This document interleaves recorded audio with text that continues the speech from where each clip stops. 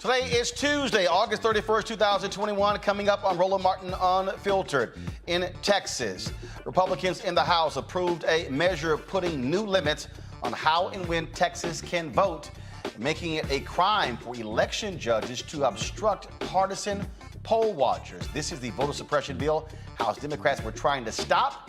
It now goes to the Senate for final passage and then on to the Republican governor, and then it becomes law. We'll talk with a Texas House member on the show. New data suggests COVID-19 increases the risk of developing erectile dysfunction by nearly 6 times. We'll talk to a black doctor about that. In Virginia, Governor Ralph Northam grants clemency possibly to the Martinsville 7 who were wrongfully convicted for raping a white woman in the 1940s. Chicago cop is on desk duty after harassing and grabbing a black woman walking her dog in the park.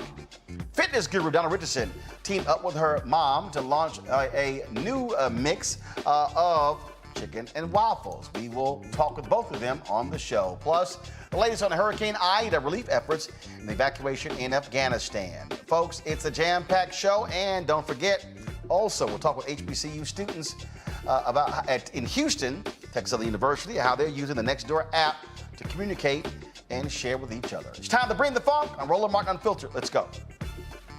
He's got it. Whatever the miss, he's on it. Whatever it is, he's got the scoop, the fact, the find. And when it breaks, he's right on time and it's rolling. Best believe he's knowing.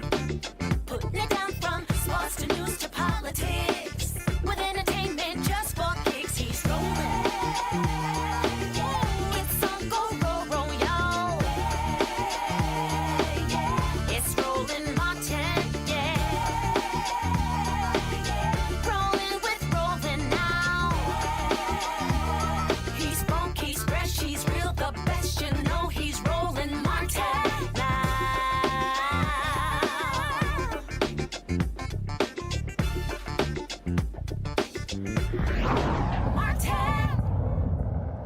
In Texas, House Republicans have passed a controversial Senate bill, and they're moving one step closer to law. This particular bill, folks, is an onerous voter suppression law that simply is dangerous. It is all about Republicans backing Donald Trump and his big lie. Remember, it was Texas House Democrats who fled, keeping them from having a quorum. They came here to the nation's capital to encourage the Democrats in the United States Senate to pass the For the People Act and the John Lewis Act. But you had several Democrats who came back to Texas to move forward.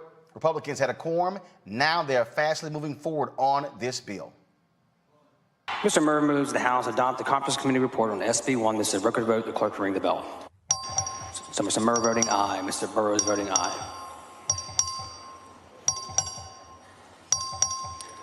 So Ms. Perez voting nay.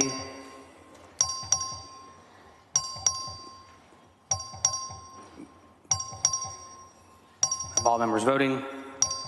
All members voting. There being 80 ayes and 41 nays, the Conference Committee report SB 1 is passed. The bill now goes to the Texas Senate for final passage, then on to the desk of Republican Governor Greg Abbott. A rewrite of election laws in Texas this is actually happening, bottom line.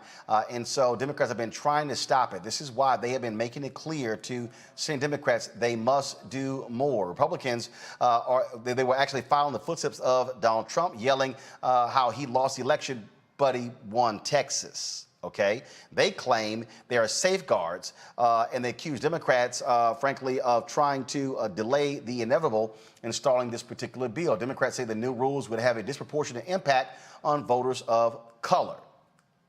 Folks, joining us right now is Texas House Representative Ron Reynolds, first Vice President of the Texas Legislative Black Caucus, and Secretary of the Texas Black Caucus, Representative Jarvis Johnson. Glad to have both of you here. So what happened here? You had more than 50 Democrats who left, came to Washington, D.C. to keep it from actually being a quorum. Did the Democratic caucus break down? Were there members who simply said, you know what, we just can't stay out? Because Abbott kept saying he's going to keep calling special session after special session. So just your take on what really happened here. Well, Fred, let me just say it's great to be back on your show. I love the shirt that you're wearing today. I know my colleague Jarvis Johnson really loves it with his purple and gold that he's wearing. But seriously, this is a dark day for Texas. Make no mistake, this bill was surgically designed to limit Black and brown folks from voting that typically vote Democrat. This is a voter suppression Jim Crow 2.0 bill. The Republicans hate when we speak truth to power and call it what it is, but it was perpetuated based on the big lie of voter fraud. They know it was no voter fraud, but they don't care. They want to suppress Black and brown folks from voting. This is unpatriotic, is un-Texan. A Texan, Lyndon Baines Johnson, signed the Voting Rights Act into law. A Texan, former President George W. Bush reauthorized the Voting Rights Act, and it is shameful that Texas passed this most restrictive voter suppression bill in this country. And myself and my colleague and some of us went to D.C. and we fought because we need federal legislation to stop states like Texas from passing these bills. So unfortunately, we're still beholden to the U.S. Senate to pass H.R. 1 and H.R. 4, and until they do, we are potentially going to disenfranchise millions of Black and brown folks in this state. And so I'm outraged, but I'm going to continue to press on and continue to fight. It was, breaking alert went out, Representative Johnson, that the Texas Senate, they've already moved on this particular bill, and they really were targeting Harris County. Let's just be real clear. They were targeting the large counties in Texas. They have been ticked off, pissed off that they've been losing seats in Harris County, in Dallas County, and they did not want election officials in Harris County and Dallas County actually expanding access to the ballot. That's absolutely correct. And that's exactly what they're continuing to do. As they continue to say, oh, we've expanded voting hours. Yeah, you expanded voting hours for smaller counties, but you've really stripped away the voting hours for counties like Harris and Austin and Travis and all those Democratic counties. And so at the end of the day, this is the most horrible voting bill that I think we've seen thus far, that this nation has seen, and people are not realizing how punitive it would be, and just how ultimately ridiculous this bill is. It's an intimidating voting bill in itself. One of the provisions in the bill, Roland, is if a disabled person, you can still vote from your car if you show that there is a disability, that you actually can go to the polls. They'll bring the voting machine out to you. In this bill, it literally says that the poll watcher has to have the ability to see what you're doing, which means that the poll watcher has to have access to get inside of your car as you're voting. That's literally how they're going to use this bill as a bill to intimidate people. The most sacred things in America have always been our confession, our taxes, and our voting rights. And this is what they're trampling on. They're trampling on our ability to have a free and have free access to voting. And they are definitely targeting those Democratic counties that are doing a fantastic job of making sure that we're able to get people to the polls, and the Republicans are literally trying to stop people from getting to the polls. Here is a paragraph of the New York Times article. This is it also bars election officials from sending voters unsolicited absentee ballot applications and from promoting the use of vote by mail. So, Representative Reynolds, I'm trying to understand here. That means that election officials can't promote to the public vote by mail? That is absolutely correct, Roland. Think about that. Think about that for a second. I need to. So, what you're saying is they can't run commercials. They can't put out. I mean, the way I'm reading this, if you are the Harris County Elections Department, you can't even put a tweet out encouraging folks to vote by mail. That is correct, Roland. You're reading that correct. The strict language of that bill is designed so that there is less assistance promoting elections. Yeah, you read it right. It's crazy. I mean, this is backwards. It's almost unfathomable to think that this is real. This should be some kind of satire. This should be some kind of, a crazy TV show of what is fake news. But this has happened in our state right before our very eyes, and it is designed so that you don't help vulnerable communities, communities that need more help. It's the affluent communities don't need as much help. But we know that some people from lower socioeconomic backgrounds, younger people, disabled, some people that are new immigrants to this country, they need more assistance. Well, this bill is to curtail that and to prevent them from doing that. It's also to empower partisan poll watchers like the Proud Boys to come in Fifth Ward and Acres Home in black communities and intimidate them so that they won't vote. So there's a lot of gotchas in this bill, including more extreme penalties so that you can prosecute more people like Crystal Mason and Purvis Rogers that make simple voting mistakes with felony convictions. It is so laced with so many voter suppression tools that it's unreal. Representative Johnson, again, this is what the New York Times article says. The bill greatly, to the point Representative Reynolds just said, the bill greatly empowers partisan poll watchers, creates new criminal and civil penalties for poll workers, and erects new barriers for those looking to help voters who need assistance, such as with translations. It requires large Texas counties where Democrats perform better to provide live streaming video at ballot counting locations. So what about the smaller Republican counties? Are they required to have live streaming? You know, at the end of the day, I actually don't know. You know, the bill is only applicable when they want it to be applicable. Again, this bill is going to be used as a weapon to intimidate people. And so what works in their community certainly won't work in ours, because let's just think about for a second, because if what's good for the goose is good for the gander. So at the end of the day, let us send poll watchers into their communities. Now, if a bunch of strong-minded, strong-willed, very intelligent Omega men walk into the polls, if one of their polls, and just simply stand there, we'll be considered an intimidating force and will probably be asked to leave.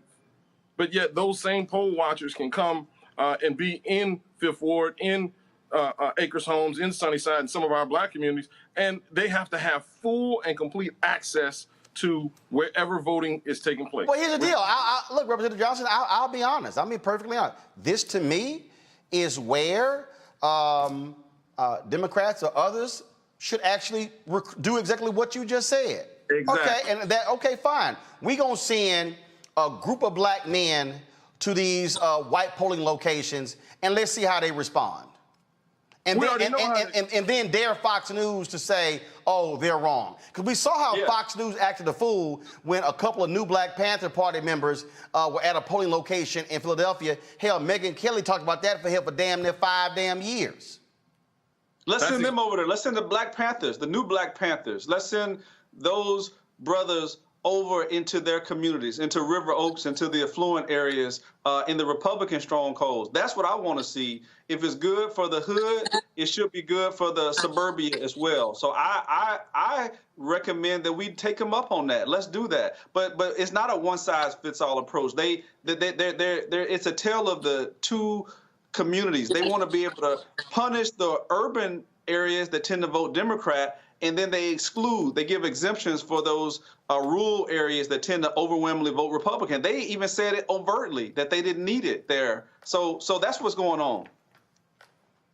So what, Representative Johnson, what next? I mean, this is where, at some point, this is where Joe Manchin and Kristen Sinema got to wake the hell up and realize that if they keep sitting here standing firm with not any of the filibuster, these laws will take effect and will be in place in the 2022 election that could very well, first of all, erode Democrats controlling the U.S. House.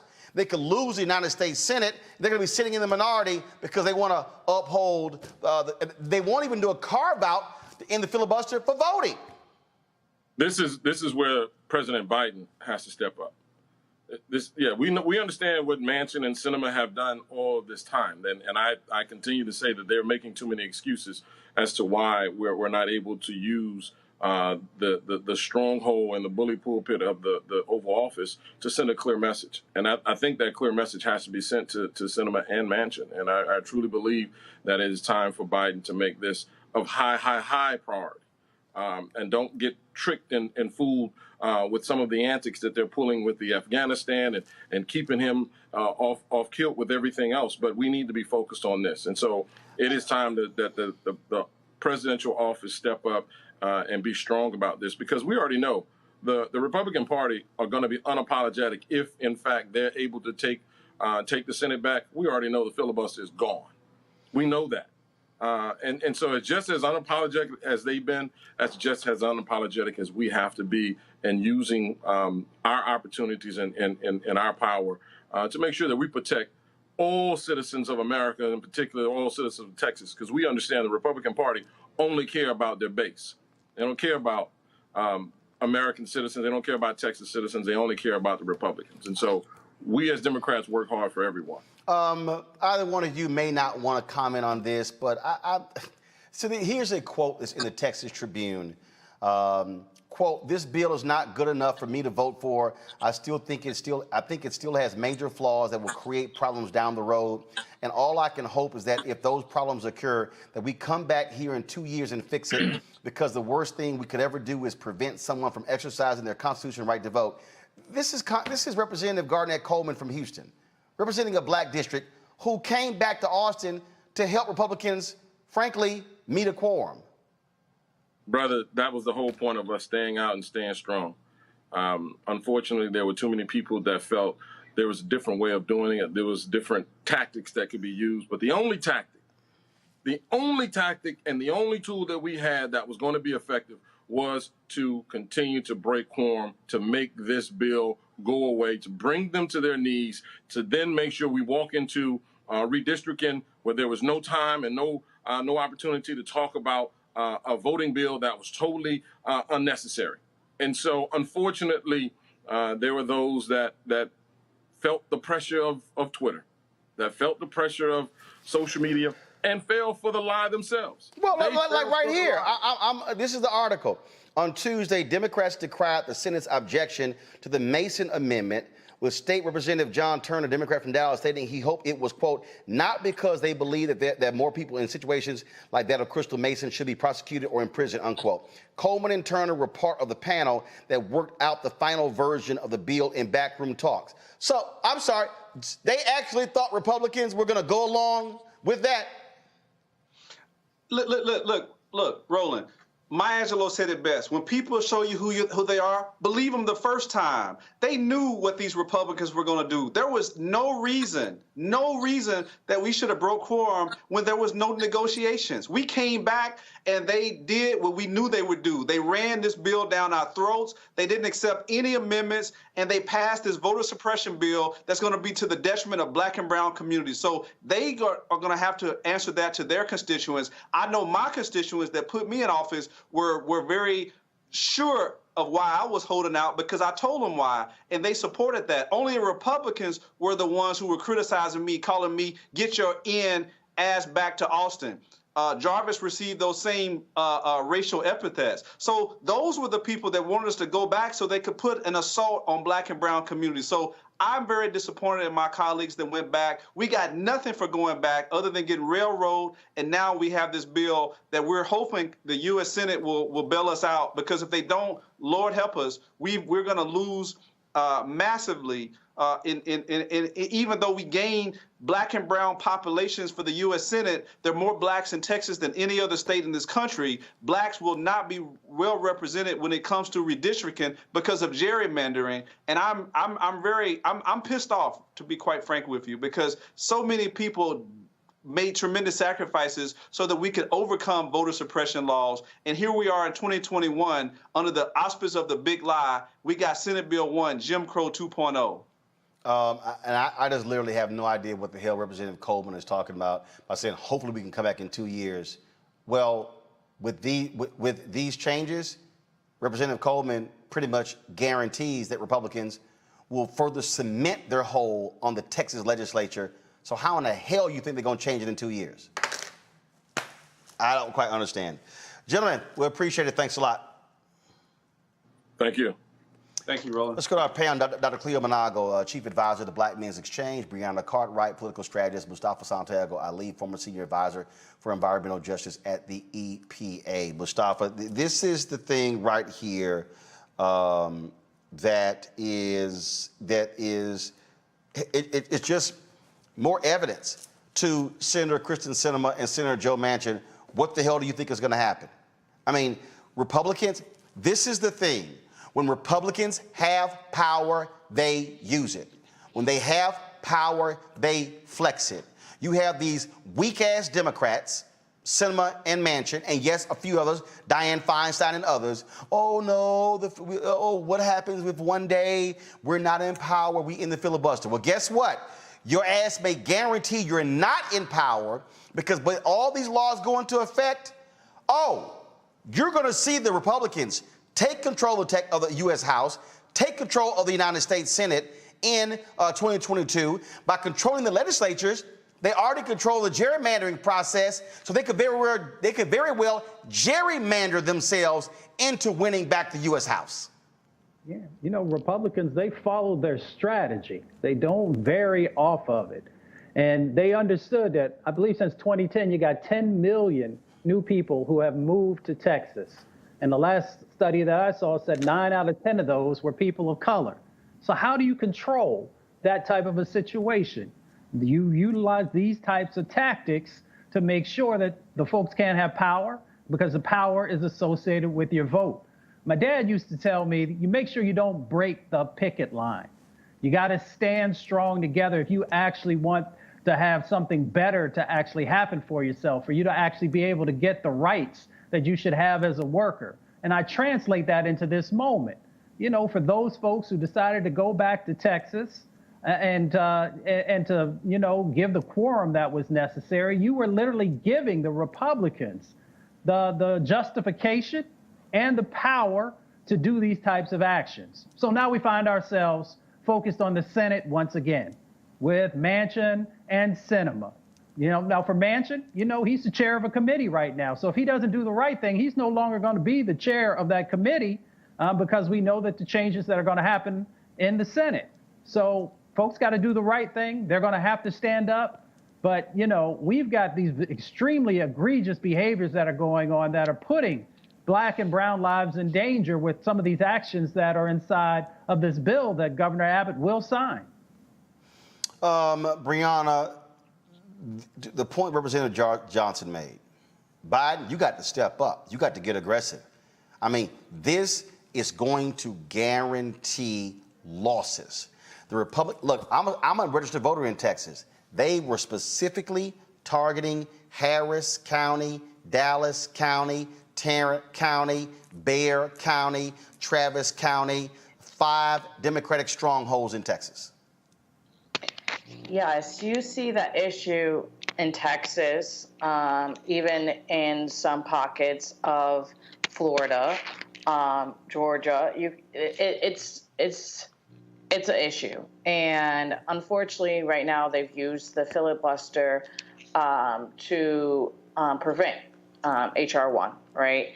And if we had that, it made national vote by mail law of the land, right? You just spoke of how people are coming down with horrendous restrictions on vote by mail, which, you know, it's because they're afraid of Democrats using it. They, you know, our tactic as Democrats is to get out the vote, and literally theirs is to restrict the vote. And, you know, they're trying to prepare for these midterms. And, you know, with Mitch McConnell blocking HR 1 with the filibuster, we're back to square one. But it's time for us to figure something out because, you know, they're limiting access to vote by mail. They're shutting down polling places. In Georgia, they're criminalizing passing out water to voters, right? Our democracy is in peril, and, you know, they're really trying to go for the vote because that's the way that they hang on, because if everybody went out to vote, they know they would lose. And so that's the game they're playing, and, you know, we need to take away the filibuster. What they're doing here with this particular bill in Texas, Cleo, Again, eliminating drive-through voting, eliminating 24-hour voting, banning mail ballot drop boxes. That's the kind of games that they're playing because they need to shrink the electorate to win. That's what they need. And I've been saying this obviously impacts people of color, but it impacts white folks. And I'm like, all these white liberals, where you at? I've been seeing black folks protesting, Black Voters Matter, Until Freedom. You see the multiracial campaign, or the Poor People's Campaign, but it's a whole bunch of these white liberal organizations been sitting on their ass doing nothing. Roland, I must admit that I have not been following this to the microscopicness of you all. I've been doing focus on other things, but I'm here and I'm going to do my best to contribute. But one thing that's consistent since I was last on the show when you talked about Republicans and complacent or passive Democrats who seem to allow, I can hear the production coming in my ears. Go ahead. But what keeps blowing my mind is the lack of analysis of the passiveness of people who are in the Democratic Party. I think it was Representative Reynolds who said that the Republican Party is unapologetic. And that implied that the Democratic Party is apologetic. But what's not being considered, and maybe I'm incorrect, but of course I agree with myself when I say that there's people who are inside of the Democratic Party who are not sure they don't support the monstrosity, the power, and the agenda of the Republican Party. Because people who are serious about winning, Roland, they step up and they hang in there and they fight until they win. There's a lot of people in the Democratic Party who are either unconsciously on the side of the white supremacist agenda of the Republican Party, or simply afraid and going through what I call the trauma trance, and they have a lot of paralysis where they just can't step up and be clear. And also there's people in the Democratic Party who are afraid to offend somebody. Now, you can figure out who that is they're afraid to offend, but they keep walking on eggshells and not stepping up with the unapologeticness and the clarity of the Democratic Party. So the question should be, what's up, Democrats? Why are you less forceful and more passive than Republicans? What is going on? And I think the answers to those questions, if they're actually asked, could be revealing and can inform a better strategy. Because this is not just intellectual, this is an emotional thing. When people see people practicing injustice, trying to stop people from being able to vote, that's obvious and that's wrong. But the counter to it is so passive. So the question is, why is it passive? You might want to ask, next time you have some brothers like these representatives on here, what is your perspective from the inside of the party of why your party is so not unapologetic? Why is your party so paralyzed and apologetic? What's going on? Easy, because here's the biggest difference between the Democratic Party and the Republican Party. Republican Party, you're either right or hard right. The Democratic Party, you've got centrists, moderates, conservative Dems, progressives, far left. You literally have 5 different Democrats, okay? Republicans is 2 Republicans. Far right and right wing. That's it. That's 2. But guess what? So, to help Donald Trump get into office, all kinds of white people, including people like some people who are lesbian and gay, et cetera, who are like in polar opposites in terms of their values to a lot of people in the Republican Party, many of them joined the Republican Party, and despite their differences, that they had this because them being gay and lesbian ain't their values. See, well, I know this. So Democrats like to play by the rules. Democrats, I'm telling you, Democrats are about, no, we're gonna do the right thing. It's gonna be fair and just. Republicans are like, damn that, we in power. They don't care. The last 4 years, Mustafa, not man Republican gave a damn about the federal deficit. They didn't care. We in power. Now all of a sudden, oh, the debt ceiling. We're not going to vote to increase the debt ceiling. They didn't give a damn when the debt ceiling when Donald Trump was there. They use power. And that is the difference between these two parties. Democrats like playing, no. If you're in a fight, you should not pick up a tree branch and hit somebody over the head with it where you're in a fight. Republicans are like, I'm gonna grab a tree branch, I'm gonna grab a lead pipe, I'm gonna grab whatever I need to knock you the hell out, that's what I'm gonna do. That right there, Mustafa, is the difference. Republicans street fight. They don't care if it's dirty. They just go get the job done. They're very focused. When I worked on Capitol Hill, it was amazing to see how they utilized the exact same language. Every person did not vary one iota. And that's the laser focus that you gotta have. And the Democrats have to get laser focused. It is all, every one of the issues that I work on and care about, it is all tied back to the vote. So that should be President Biden and everybody else's main focus, is making sure that we are protecting the vote. Because if you don't have the vote, if you care about climate change, trust me, we're going to lose on climate change, because if you don't have the right people in office and you don't have the resources going to the right places, it's game over. If you care about racial justice issues, if you don't have the vote, then you can forget about us ever getting the reforms that all of us are working so much on. If you care about housing, housing is not going to happen for our people if we don't have the vote. Now, folks will say, well, we've had that in the past. This is our moment now. If we don't get this stuff right in this particular moment, all of it that everybody worked for, that everybody suffered for, that folks lost their lives, they took beat downs and everything else, it's all gone. It's just that simple. So that's why Biden, that's why the folks in the Senate, they got to stand up and do the right thing. And that's why each and every one of us got to pick up the phone. Stop acting like you don't have power. You have power unless you give it away. Pick up the phone and continue to call folks, continue to email them, continue to text them if you got their numbers, to let them know what you expect. And then show up.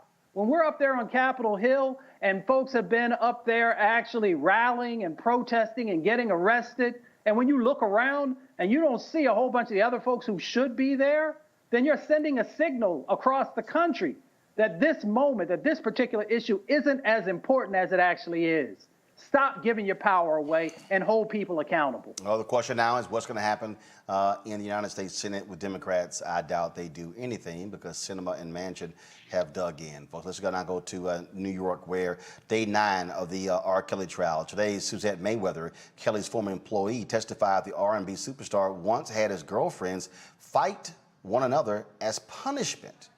Yesterday, a man identified only as Lewis testified the singer lured him to his home and studio when he was 17 with promises of helping his music career, but instead, R. Kelly sexually abused him and forcing oral sex on him. Lewis is the first male to speak of alleged sexual abuse by Kelly publicly. Joining me now to discuss this trial is attorney Tammy Allison. Tammy, glad to have you on the show. So I've been getting these text messages from R. Kelly fans saying, pull the transcripts. No, you guys are wrong. These people are lying. R. Kelly is innocent. These people really believe that R. Kelly, his defense, is winning this trial. Your assessment? Thank you for having me, Roland. Listen, Robert Sylvester Kelly is always going to have some super fans, right? But the fact remains, this is a federal case with a federal district court judge and a federal jury that has been instructed. These are very serious charges. In the courtroom, the demeanor, in the line of questionings, and these charges are going to be serious and taken very seriously. So it's different with the state courts where there's a lot of shenanigans that takes place. Here, these charges, racketeering, the sexual trafficking, interstate, these are very serious charges. And what's really important is that I think some of these super fans, while they're screaming their support for Robert Sylvester Kelly, they're forgetting about the fact that these charges are not about rape or sexual assault individually on these alleged victims. These charges are about an enterprise where the statute of limitations does not prevent the prosecutors from bringing in evidence that dates back to like the 90s when we all heard about these rumors. And what's also happening here is you're having his former employees testify against him. In fact, it's very interesting. So Suzette Mayweather, yes, related to Floyd Mayweather. I remember running into her and a relative in an airport in Houston, and I didn't realize they had worked for R. Kelly, and they said we are not going to be protecting Robert. We get called by a court. We're going to tell the truth. And so the difference between this trial and the previous one, he has people who were on the inside. You had the guy who testified that he was the one who paid somebody off to doctor the driver's license of Aaliyah to show that she was 18. You have this guy, Lewis, also testifying that he also tried to bribe another witness to change their story. You're seeing the similarities in stories as well. And so that's, I think, also the big difference between these two trials. Absolutely. And bringing in those insiders that actually worked with him one-on-one, including Ms. Mayweather, who testified today. That is building up the prosecution's case for those racketeering charges. That shows that this was an enterprise. This is something that was ongoing. There was a pattern here that Mr. Kelly was participating in, and that criminal enterprise and having those insiders that actually work with him so very closely testify this very damaging testimony that corroborates these alleged victims' testimony is only helping the prosecution. And I'm very interested to see what his defense attorneys are going to do to combat that testimony. Obviously, they will get their shot right down there on the cross-examination, but they get to put their defense on. And so, based upon what you've seen and heard, do you believe that R. Kelly is certainly on his way to being convicted in this trial? You know, it depends. You know, again, this is federal district court. And, you know, I'm a former federal prosecutor, former senior attorney with the Department of Justice, having spent, you know, over a decade at the United States Department of Justice. So in federal district court, the jury instructions are very clear.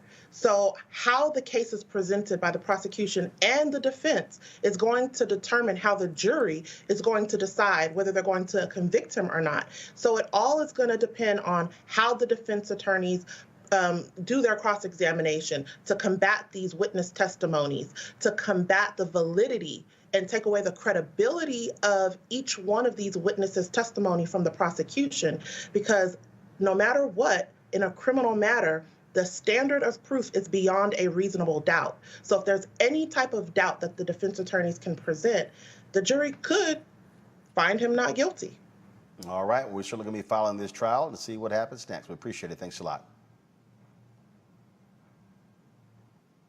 All right, folks, going to a break. When we come back, the final U.S. troops have pulled out of Afghanistan. People still are criticizing President Joe Biden, saying he did not do well.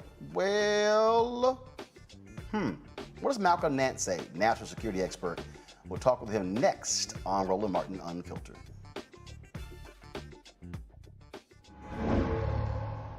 All right, so a lot of y'all are always asking me about some of the pocket squares that I wear. Now, Robert don't have one on. Now, I don't particularly like the white pocket squares. I don't like even the silk ones. And so I was reading GQ magazine a number of years ago, and I saw this guy who had this pocket square here, and it looks like a flower. This is called a Shibori pocket square. This is how the Japanese manipulate the fabric to create this sort of flower effect. So I'm going to take it out and then place it in my hand so you see what it looks like. And I said, man, this is pretty cool. And so I tracked down, it took me a year to find a company that did it. And so they basically about 47 different colors. And so I love them because, again, as men, we don't have many accessories to wear, so we don't have many options. And so this is really a pretty cool pocket square. Now, what I love about this here is you saw when it's in the pocket, you know, it gives you that flower effect like that. But if I wanted to also, unlike other, because if I flip it and turn it over, it actually gives me a different type of texture. And so therefore it gives me a different look. So there you go. So if you actually want to get one of these Shibori pocket squares, we have them in 47 different colors. All you got to do is go to RolandSMartin.com/pocket squares. So it's RolandSMartin.com Pocket Squares. All you got to do is go to my website and you can actually get this. Now, for those of you who are members of our Bring the Funk fan club, there's a discount for you to get our Pocket Squares. That's why you also got to be a part of our Bring the Funk fan club. And so that's what we want you to do. And so it's pretty cool. So if you want to jazz your look up, you can do that. In addition, y'all see me with some of the feather pocket squares. My sister, who's a designer, she actually makes these. They're all custom made. So when you also go to the website, you can also order one of the customized feather pocket squares right there at rolandsmartin.com/pocket squares. So please do so. And of course, that goes to support the show. And again, if you're a Bring the Funk fan club member, you get a discount. This is why you should join the fan club. Hi, I'm Teresa Griffin. Hi, my name is LaToya Luckett, and you're watching Roland Martin Unfiltered.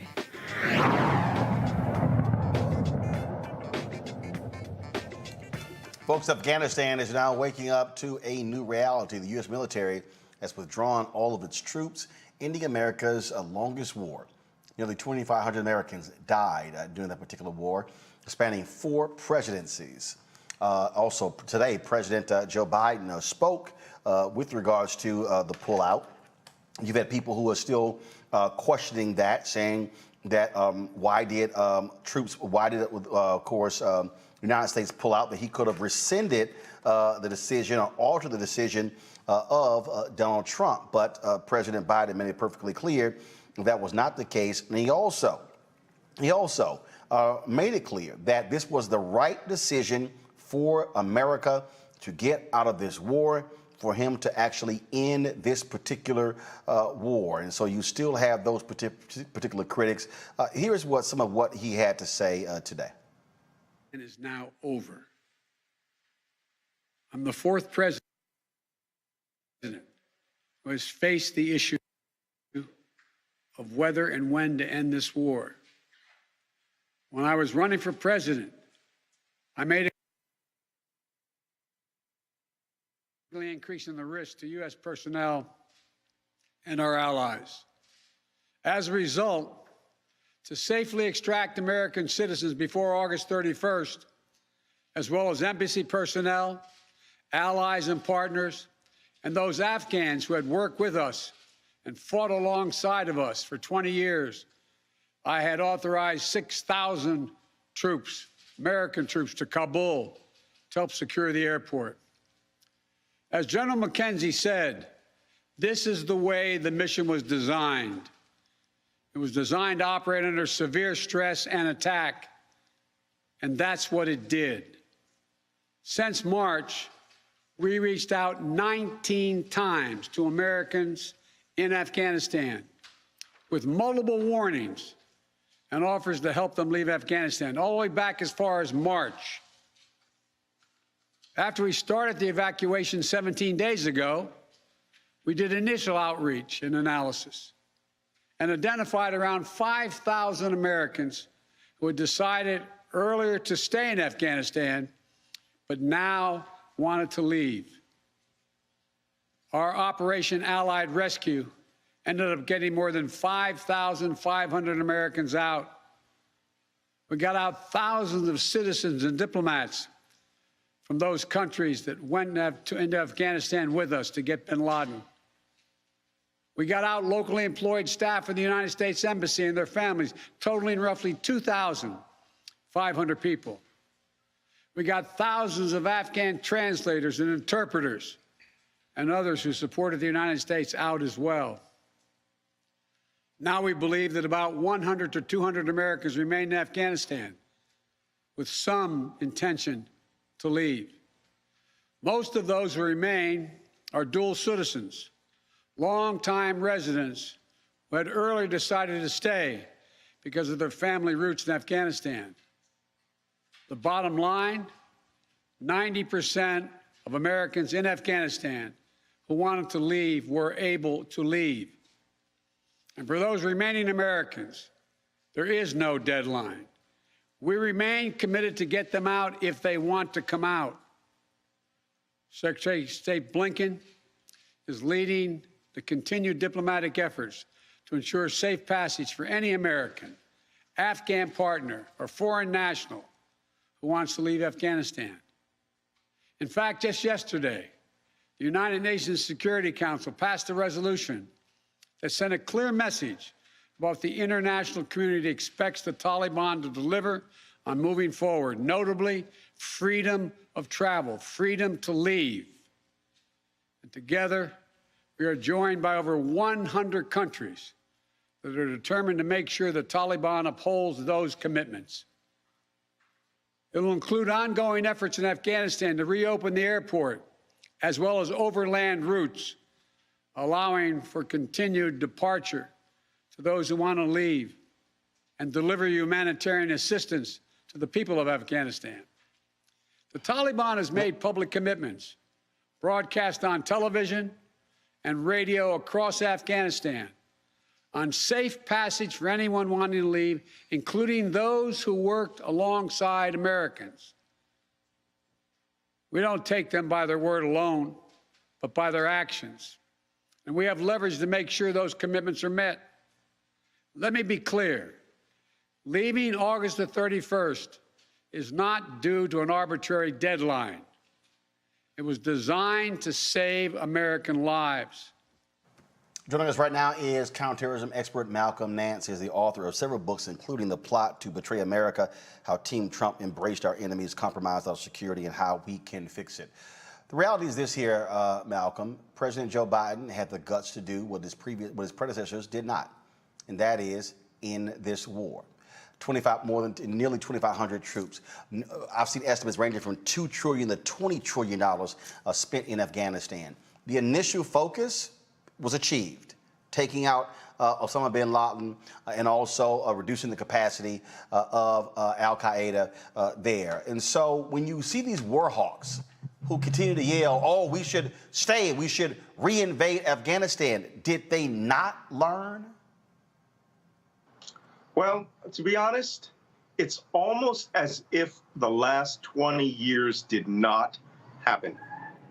And that many of these people, and journalists included, who gave like totals of 14 and 15 complete minutes of war coverage in the last, 10 years, just don't believe that this story should end. So we have these people who want to carry out retaliatory attacks for a suicide bombing attack, or to continue our presence in Afghanistan, which would bleed us even further in manpower. It would bleed us economically. It would take our eye off the ball of restoring America as a great nation state.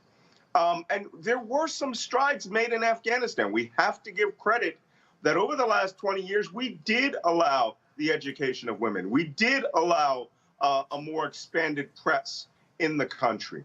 But the very fact that Donald Trump carried out a secret deal with the Taliban and negotiated a peace treaty behind the backs of the government of Afghanistan and signed that peace treaty on 26 February 2020, it became clear to every person in Afghanistan that the United States had cut a deal with the Taliban, and the Taliban were going to come in eventually as the leadership and the rulers of that country. So explain this. So Malcolm, explain this. So you hear people say, oh, I love these Republicans who say, well, Biden didn't have to abide by that agreement. He could have junked it. Yeah, he could have junked that agreement. And what you would have had was open warfare with only 2,500 troops in the United States in that country. One of the biggest problems that we had was what we call green on blue violence, which were Afghans who were Taliban who were infiltrated into the government or who had a private gripe with certain American trainers and would just come up, take their weapons and kill them. I mean, we could have lost numerous people had the fighting season started again. The Taliban had been left unchecked. They had been, this treaty was supposed to be conditional. Donald Trump adhered to none of the conditions.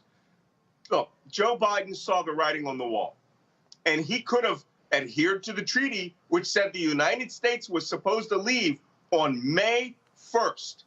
Donald Trump himself in his last weeks tried to get his acting Secretary of Defense to remove every U.S. soldier before January 1st of this year and abandon all U.S. equipment in the country. Not the stuff that belonged to the Taliban, the stuff that belonged to us. So Joe Biden extended that, sat down with the Joint Chiefs, and came up with a plan. What he didn't have a plan for was the fact that for over a year, all of the tribal chiefs, the provincial governors, members of the Afghan government had already seen the writing on the wall and were cutting secret deals with the Taliban and essentially handed the keys to them when one guy on a scooter showed up. And wasn't this, look, the way I see this is very simple. Biden goes, I'm going to take the hit. Yep, Biden could have easily done what Obama did. He could have easily done what Bush did. That is, oh, no, just keep it going, keep it going, keep it going. Where he said, no, I'm going to take the hit, and I think the American people are going to side with me. So while you got Fox News and OAN and Newsmax and all these people, and yeah, certain people on CNN and MSNBC saying that this was lousy, this was awful. I mean, I remember seeing one person saying, there's no way we can get 50,000 people airlifted out of the country before the August 31st deadline. We did. Yeah, we did that when it was at around 35,000. And I think it was Eric Bollard who said, what happens if we're a success? And he picked the arbitrary number of 100,000. And we eclipsed that. We blew past 100,000 very, very quickly. The one thing that the United States is competent in is executing a plan. The problem is that the news media, who, by the way, many of them were very beholden to their, 1 or 2 time experiences in Afghanistan, living the Whiskey Tango Foxtrot life. And if you haven't seen that movie, I'm going to prescribe this to all your followers. If you want to see why they went after Joe Biden, watch the Tina Fey movie, Whiskey Tango Foxtrot, which is about the wild life of journalists living in Afghanistan.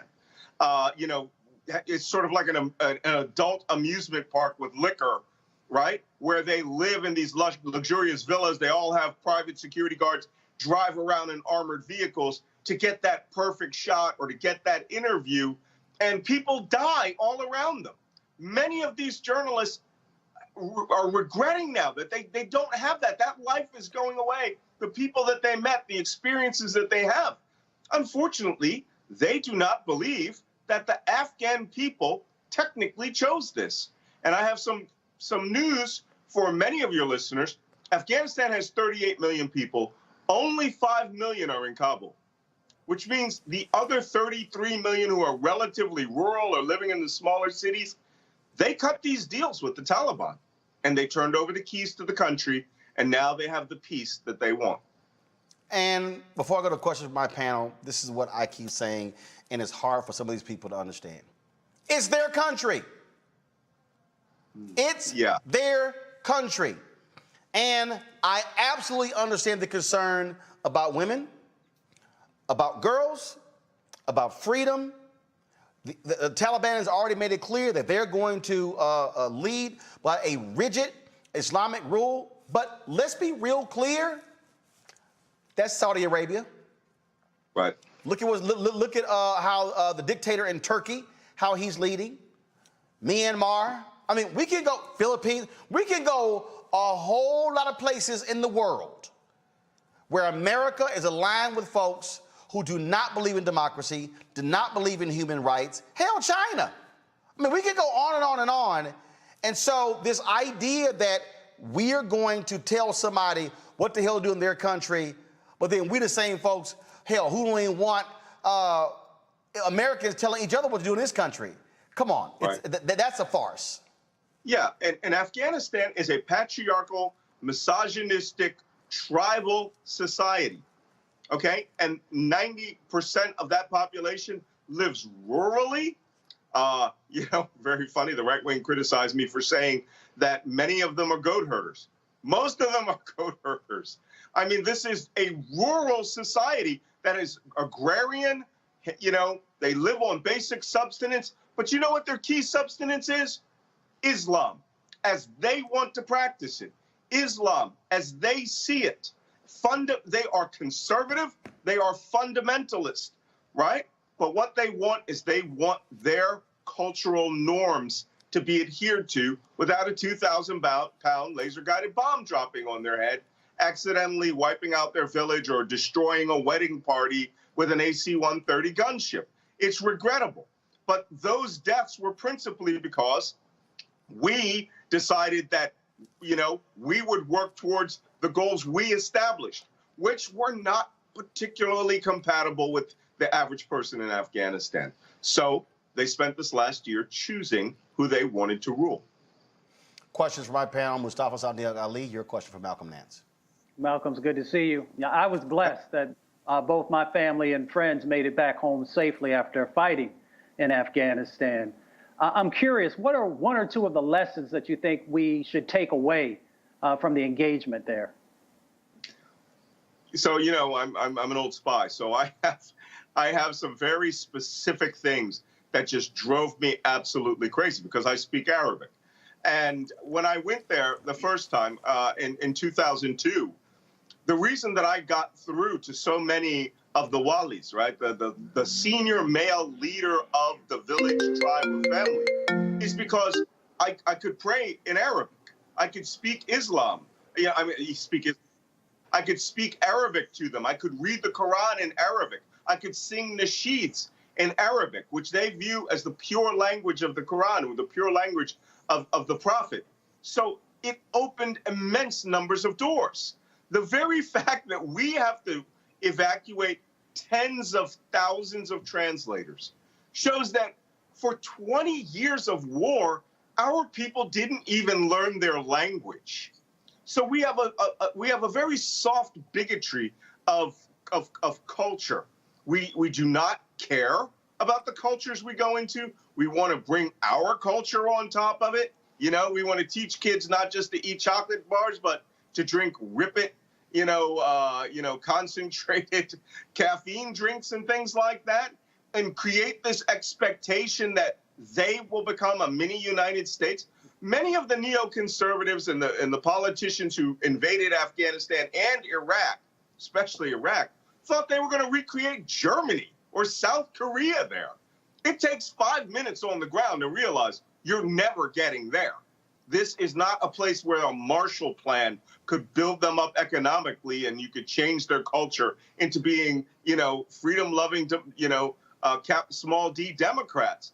These people live tribally. They defeated Genghis Khan and Alexander the Great and the British twice and the Soviet Union with their interfamilial tribalism.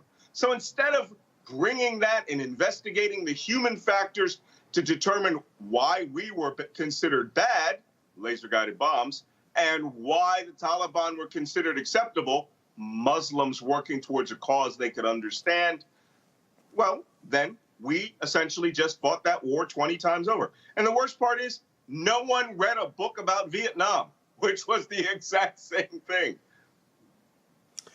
Brianna, your question for Malcolm Nance. Yes, thank you so much for having this conversation. It's very vital with our world expanding. And you've touched on great points. I don't remember Donald Trump flying one Kurd to safety. He let Turkey slaughter them, and they were our allies. They served with our troops, and there was no outrage from that. But Biden has safely evacuated more than 100,000 Afghans at this point. And I'm saying, let's take score. As it stated, Trump had a year to get the civilians and allies and diplomats out of there, but not one peep. He did it, for the Nobel Peace Prize, wasn't serious, and now Biden comes in and takes control of it. And, while we work to end our presence safely, we can't abandon the women and children of Afghanistan. But frankly, I know we can't keep asking our service members to go in alone anymore. And so it's time for the world to generally invest in the United Nations to develop a robust and consensus-building institution, one that's truly capable of handling severe humanitarian challenges like Afghanistan and Haiti as well, of what's going on over there. And so as we keep a close eye on how these crises unfold, what are some policies or suggestions that you think could come from the White House and really playing a role stronger into the United Nations when focusing on this? You know, I'm glad you said that. I've worked with the United Nations in some pretty obscure parts of the world. Sometimes they knew I was working with them. Sometimes they didn't know that I was working with them. But I always understood their goal, right? Many people like to disparage the United Nations and think, oh, there are a bunch of consensus building people. We're going to have 500 meetings. There's some organizations that are insanely successful. World Food Program.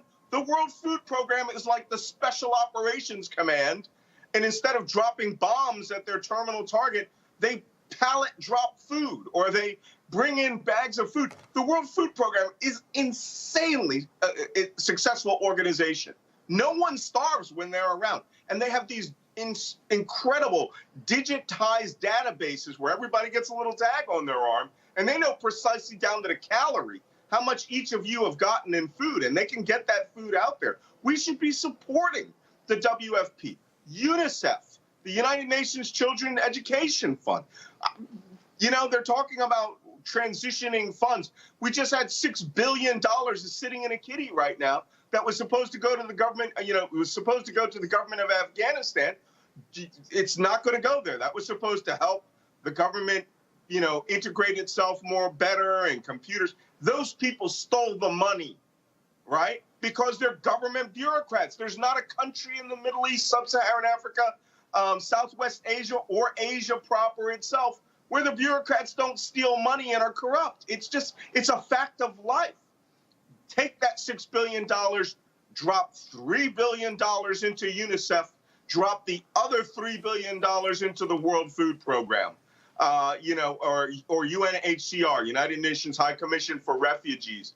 The Taliban are children of the Afghan refugees who went to Pakistan when the Soviet Mujahideen war that we were funding was being fought.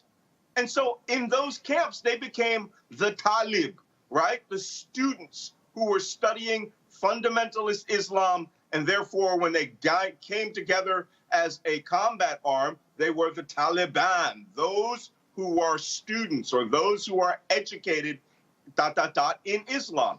Well, maybe we can moderate some of that with United Nations High Commission for Refugees. Drop $10 billion in their laps, and the UN will work with the countries the Taliban trust. Qatar, Oman, Turkey, and in some respects, Pakistan. And maybe we can maintain these gains for women. Maybe the Taliban don't want to be North Korea of Southwest Asia. Maybe they want to be the Saudi Arabia of Southwest Asia, which means women will put the burqa back on. They will be what we call Mia bil Mia, which is 100%. That's all black, all gloves, all socks. That's what the Saudis are. And they're considered relatively liberal compared to the Taliban. The Saudis themselves will want to have a moderating effect on them and to create this Islamic Emirate of Afghanistan. But we have to support the global organizations. And the minute we do this, we execute the Malcolm Plan, the right wing will go crazy about the New World Order because they're crazy. And they hate anything that will benefit people of color on the other side of the world, even if it is the most successful food programs that moderates the Taliban's extremist activities. These people won't care. You and I both know that. Final question, Cleo Monago from Malcolm Next. Greetings, Malcolm. It's good to meet you. Hey, before September 2001 at 8:46 a.m., most of us had not heard of the Taliban. They weren't a household word to us. I've been told that they're a terrorist organization. I've also been told that before 9/11, this country, I think it would maybe have been the younger Bush, had invested in the Taliban and given money to the Taliban.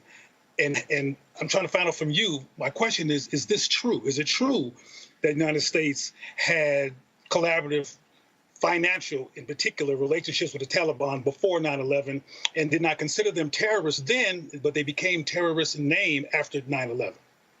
Yeah, this is where you have to block out history by decades. Because what I'm going to do is I'm going to clarify some of the timeline.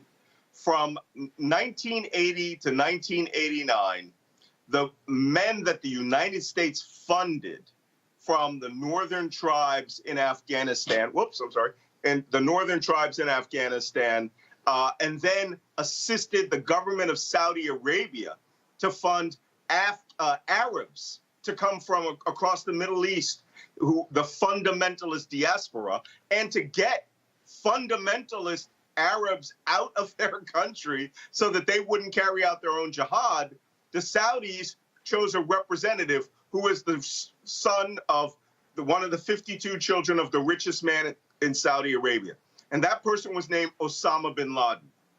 The United States and the CIA were funding another branch of that, the Northern Alliance forces, and the men from the Pashanjir Valley, Ahmed Shah Massoud. Doesn't matter. Another group that we were supporting because of our resources going to the Saudis was a guy by the name of Ahmed Azam. This was the fundamentalist. Azam was a Palestinian who had studied in Saudi Arabia, close friends with bin Laden. But Azam was really about the entire getting rid of the Soviet Union out of Afghanistan. Those people were all collectively called the Mujahideen, right? The Holy Warriors. When the war ended in 1989, and everybody started to dissipate, the Afghan tribes went back to their areas and created warlords, right?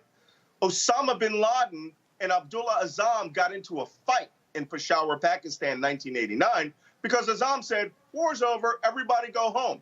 Osama bin Laden had in his mind a philosophy that he needed to incite a clash of civilizations between the West and the Arab states in order to defeat them, and then they could take over all the Arab states and create a caliphate.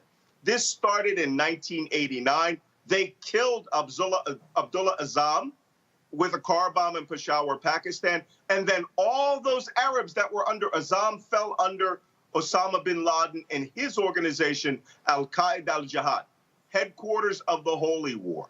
They went to Sudan because the warlords in Afghanistan started fighting. Now, notice I said they went to Sudan.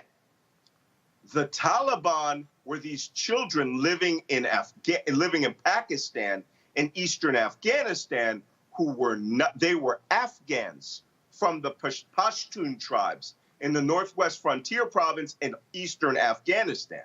They didn't go with bin Laden. So this is where the Taliban came from. They are the refugee children and fighters from the Holy Warriors. Osama bin Laden branched out specifically to be a terrorist group in order to incite a clash of civilizations between Islam and the West. When the Taliban defeated all the warlords in the 1980s, 1980 all the way up to 2001, right? Or I think it was like, no, not 1980, 1990, 91, 92, all the way up to 2001, they were just creating their own country, the Islamic Emirate of Afghanistan.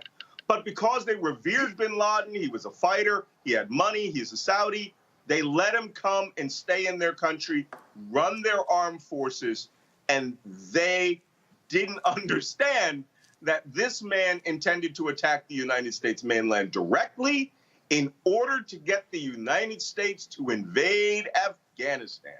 And his incitement was called the September 11th attacks, the holy month attacks. That was 9/11. Bin Laden wanted us to invade Afghanistan so that he could do to us what he did to the Soviet Union, which was break us politically and economically. And arguably, he's done that. Malcolm Nance, have not seen you a lot on MSNBCs. That's why I called you. I said I need to get your perspective. There are very few black people out here breaking this whole stuff down from a counterterrorism perspective. We certainly appreciate you joining us, folks. One of Malcolm's books, you see it right there, and that is The Plot to Betray America. Folks, be sure to get that. Malcolm, thanks a lot. Just remember, Roland, black spies matter. Absolutely. I agree. Folks, going to a break. When we come back on Roland Martin Unfiltered. COVID-19, erectile dysfunction. Y'all gonna keep playing with it now? And I ain't talking about your penis. I'm talking about COVID. You're watching Roland Martin Unfiltered. Back in a moment.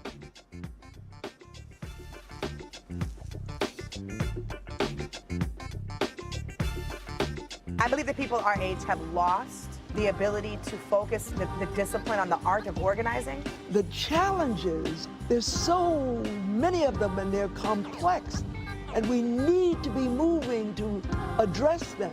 But I'm able to say, watch out, Tiffany, I know this road. That is so freaking dope.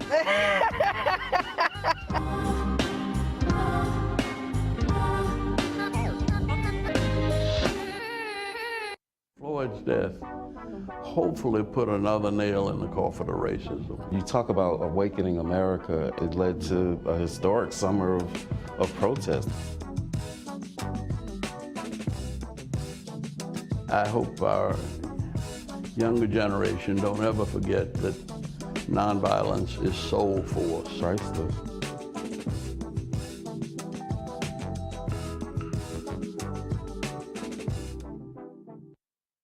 I'm Chrisette Michelle. Hi, I'm Chaley Rose, and you're watching Roland Martin Unfiltered. We know COVID is ravaging communities nationwide. Folks, to date, there are 39,953,651 reported cases of COVID. 656,482 people have died as a result of COVID-19. Patients are filling hospitals, overwhelming ICUs. 98% of those who are in ICUs are unvaccinated. Folks, ICU beds are near capacity in 5 southern states: Alabama, Georgia, Texas, Florida, as well as Arkansas. With 10% of available ICU space and staff shortages, a dangerous time for those needing any medical treatment unrelated to the virus is here. Now, according to the CDC, those who are unvaccinated, as I said, require hospitalization at 16 times the rate of the vaccinated. And one of the issues that COVID-19 has also impacted, erectile dysfunction. There are a number of post-COVID conditions, including frequent headaches, continuing coughing, difficulty breathing, shortness of breath, and that's it, erectile dysfunction. A recent study found that COVID increases the risk of developing erectile dysfunction by nearly 6 times in young men in real-life setting. The flip side is if you already have ED, you're more likely to contract the virus. Joining me now is primary care and HIV physician, Dr. Oni Blackstock. Glad to have you on the show. So, all right, Dr. Blackstock. So, I got this Stuck on Stupid Fool on my YouTube page. He's always complaining. And it's like, so first of all, he tries to go by the name of Truth Seeker. That's a joke. Goes, Roland, stop the fear already. Cut it out. You detail all of this on your Twitter feed. I saw it. I retweeted it, where you laid out. Y'all can sit in and joke all you want to, but COVID could very well create erectile dysfunction in a lot of young men. Yes, thank you so much for having me on. We're getting more and more data as this pandemic continues on around sort of the many different ways in which COVID affects the body, including long term. We know that it affects the lungs, the heart, the brain, and increasingly we're getting more data to suggest it also has an impact on erectile function, which isn't surprising. The erectile tissue has tons of blood vessels, and we know that its impact on the lungs and the heart and brain are related to blood vessels and the inflammation that the virus causes. So the fact that we're getting more data on it potentially causing erectile dysfunction isn't too surprising. Okay, so again, walk folks through this who they love to doubt stuff. I doubt this, I doubt that. All right, you're gonna doubt and you're gonna be limp. Right. So, the virus causes a lot of inflammation in the body. And one thing that it does is it actually causes the lining of the blood vessels to become inflamed, which then causes clotting or clots to happen. And so I know some of your viewership have probably heard of folks who've gotten pulmonary embolism, so clots to the lungs, clots in their legs, affecting their heart, strokes related to COVID-19. And it's similar, again, with the penile tissue, which has a very heavy and intense blood supply.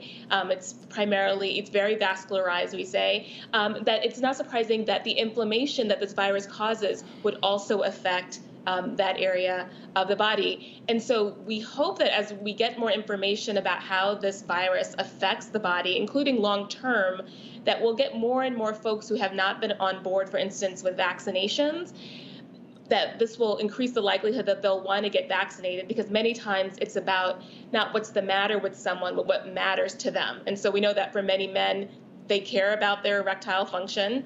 And so hopefully some of this information can get folks more interested in getting the vaccine if they haven't been vaccinated already. But Doc, you have all these folks who are like, oh, follow the research. Again, you laid it all out. This is not like some far off, study that was done with a very small sample size. So explain the science behind what you're talking about for the stuck-on stupid folks who love to question everything, but they'll run around and they'll sit there, inject themselves with steroids, or they'll take an Advil in a heartbeat.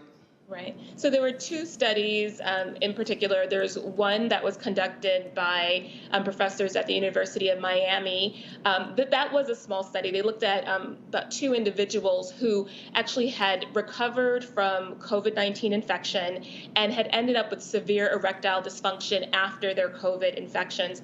These men were 7 to 9 months out from having their COVID infection, and they were actually coming in to get penile implants because their erectile dysfunction was so severe. And as part of their surgeries, there were biopsies that were done.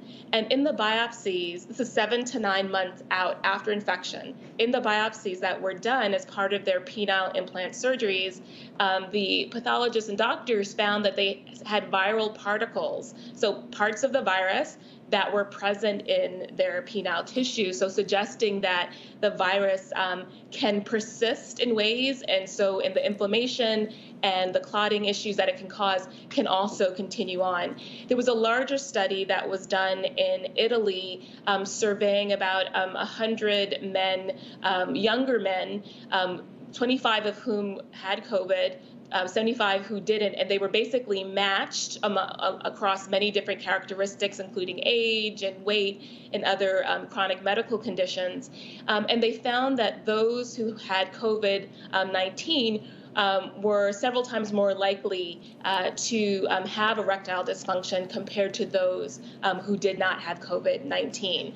And so I'm sure we're going to get more and more information, more studies being done to give us a clearer picture on this potential link and association between the infection and erectile dysfunction. And as you said as well, this study as well, the Italian study, found that among those with erectile dysfunction, they seem to actually potentially possibly be at increased risk for COVID-19 or worse outcomes from COVID-19. So there's definitely a connection there.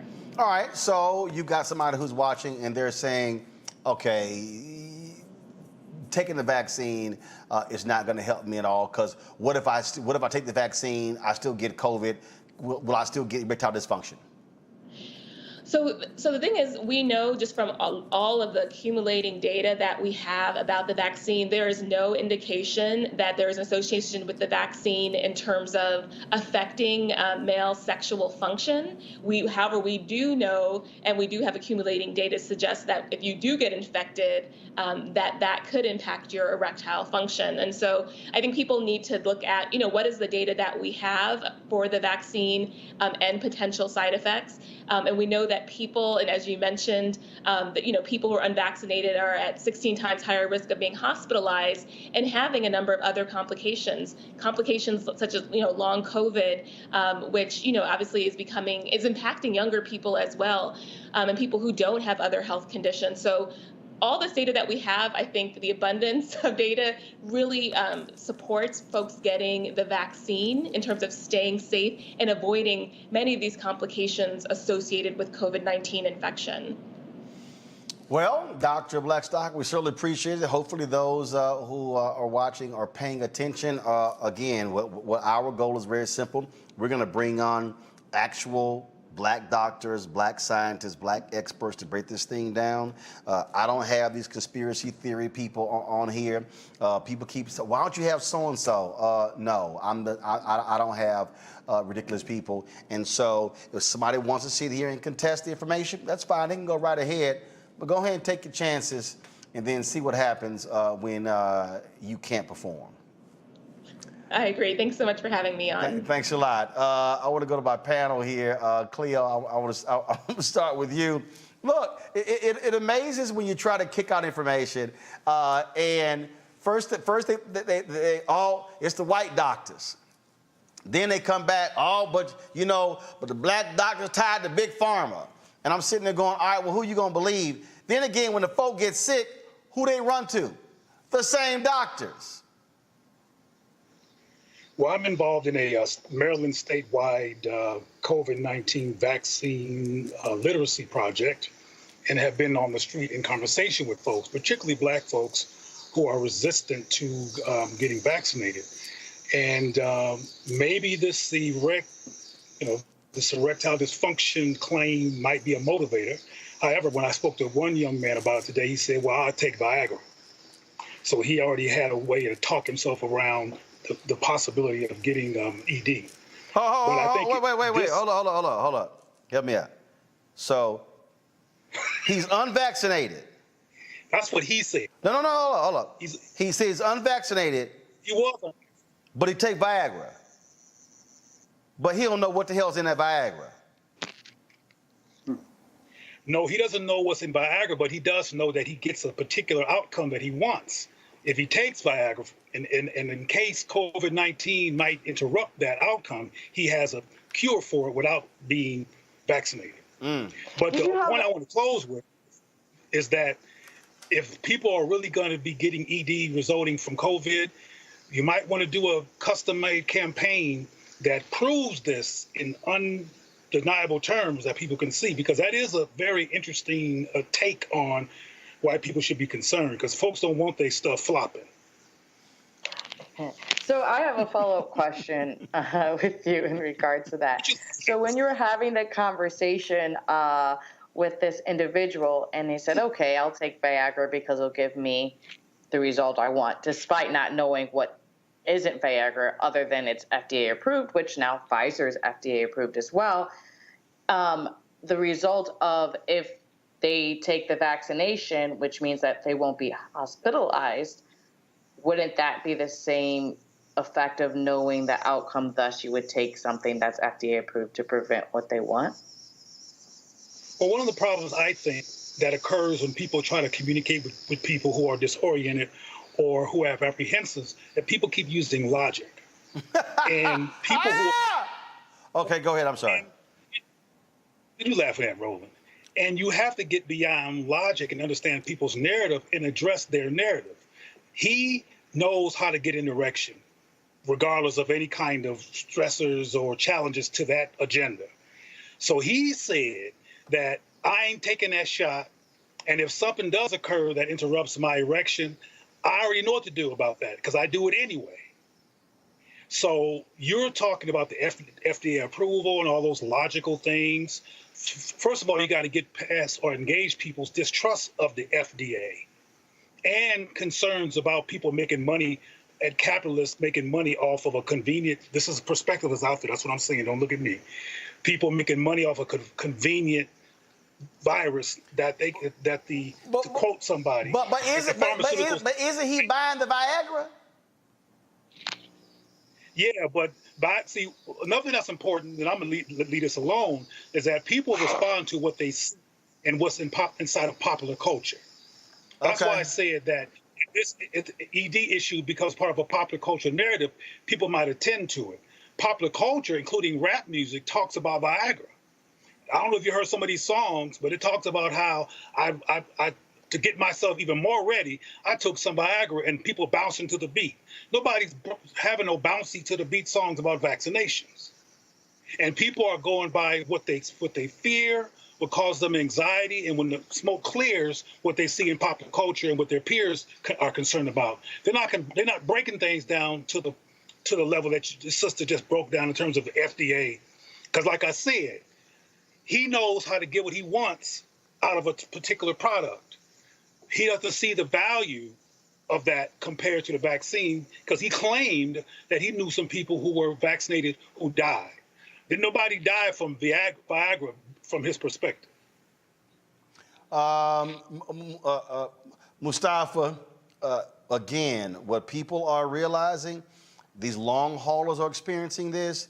They are realizing you play with COVID, even if you don't die, and more than 650,000 have died, you are playing games with long-term health effects that are not good at all. You're playing Russian roulette with your health, playing Russian roulette with your life. And we also got to call out the fact that we got a number of our folks who don't love themselves. You know, they've been taught not to. There have been all these different types of dynamics that have gone on that lead people to that space. So there's work that we have to do there. We also got to continue to educate folks. So we know that there are studies that have shown that COVID scars the lungs, that COVID impacts the heart. Those two things also play a role in the issue that we're talking about right now.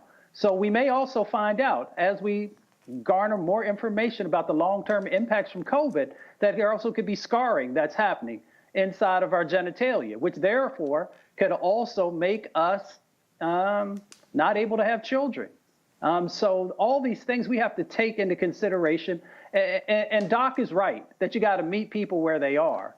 So that's the reason that we've got to make sure that we have information and education that resonates with folks, that comes from folks who looks like them and who comes from their sets of experiences. But you also got to eventually wake up, because, you know, we've seen far too many of our people die, and we've seen far too many of our people be impacted. So, and we just got to do better. Absolutely. All right, folks. Again, y'all can sit in. This how you gonna look. Keep playing. Keep playing around. You need a thicker one than that if you want to talk to black folks, my brother. You need to be a little bit thicker than that. Well, excuse me. I ain't got an extra cable around here, but I'm just saying that's how y'all gonna roll. All right, before I gotta go to a break, let's hear from our partners with CEEK.com.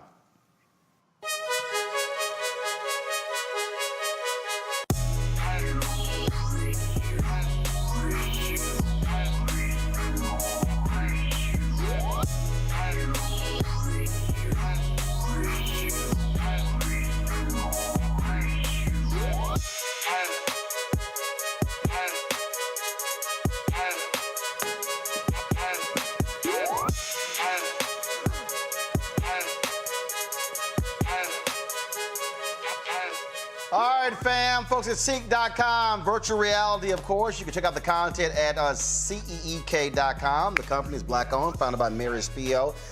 They've got great content, but also some great products, so folks. If you want to check out their virtual reality headset, just pop the phone right into here, watch the content right there at CEEK.com, or you can look at 360-degree video with this headset. They're pretty cool, actually, when you look at that video. You can sort of look all the way around, All right, y'all. Then, of course, you also have their headsets here, 360-degree headsets, which are phenomenal sound, tremendous bass. You also, of course, Bluetooth. You can talk with these. Also use it for gaming as well. Use the promo code RMVIP21, RMVIP21 to purchase one or the other. You can also subscribe to CEEK.com for their content, music, sports, all kind of great live stuff.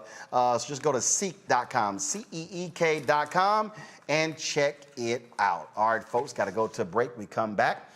We're going to, we have our marketplace segment, where we'll be talking to Donna Richardson and her mama about their chicken and waffles, black-owned business, as we focusing on also our HBCU segment as well. HBCU Connect will be talking with some students from Texas Southern University, but how they use the Nextdoor app. Also be talking about the protest that took place on yesterday with regards to canceling student debt by a group of HBCU students. We'll also hear from the president of North Carolina Central University, and Eddie George talks about being the head football coach at Tennessee State. All of that in our HBCU segment. That's next. Roland Martin Unfiltered. Back in a moment. white supremacy ain't just about hurting black folk. Right. We got to deal with it. It's injustice. It's wrong. I do feel like in this generation, we've got to do more around being intentional in resolving conflict. You and I process. haven't always agreed. Yeah. But we agree on the big piece. Yeah. Now, conflict is not about destruction. Conflict's going to happen.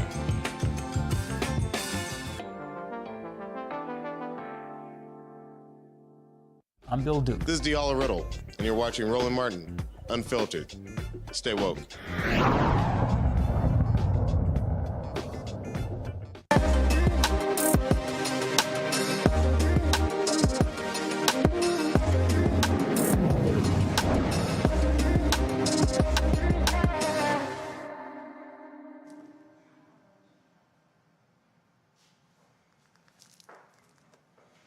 All right, folks, every Tuesday we focus on the marketplace on black-owned businesses. Today we're going to talk about a food business. This was created by Donna Richardson and her mother.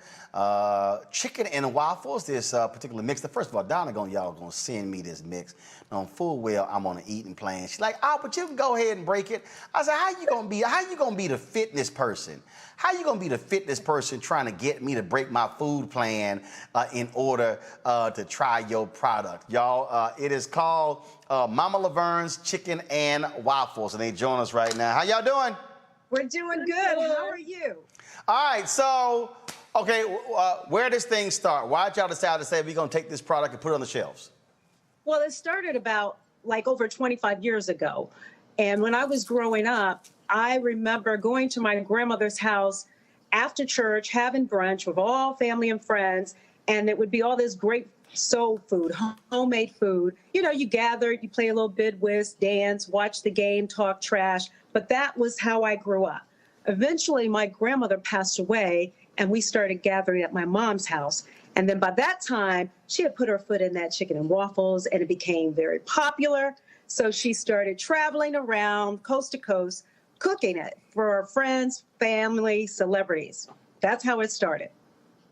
Laverne, but okay, cooking is one thing, but then all of a sudden you go into business. Now all of a sudden you like, what? Hold up. You trying to get me to do what, Donna? Well, yes, because I have been going around to different ones, family and friends home. They always, Mom, Laverne, can you cook me some chicken and waffles? And I would have loved.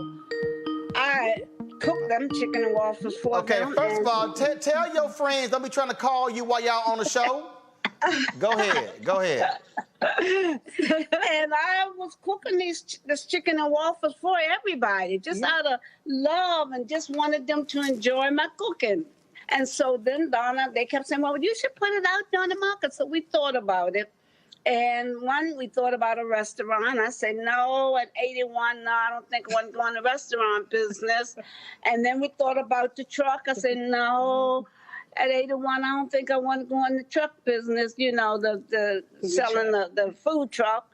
And so Donna and I we talked about it. Donna said, well, Mom, maybe we can make a little light on it, a little easier.